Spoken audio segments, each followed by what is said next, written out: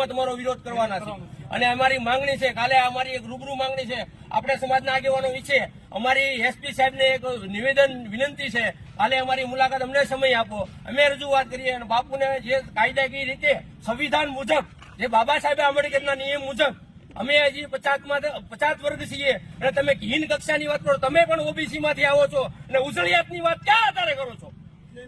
તમે આ એક મોટામાં મોટી ભૂલ કરી છે અને ઓબીસી સમાજ છે એ દેવાવાળો સમાજ છે, મજૂર વર્ગ છે અને પછાતોના કામ કરીએ છીએ અમે અમારી હક માટે લડીએ છીએ. તમે અમને કક્ષાની રાજનીતિ શીખવાડો છો અને તમે અમારો અધિકાર છે, અમારી માંગણી છે, તમને જે કાયદાકીય રીતે સંવિધાન મુજબ જે પણ સજા થવી જોઈએ એ તમે સ્વીકારજો અને સજાને લાયક છો.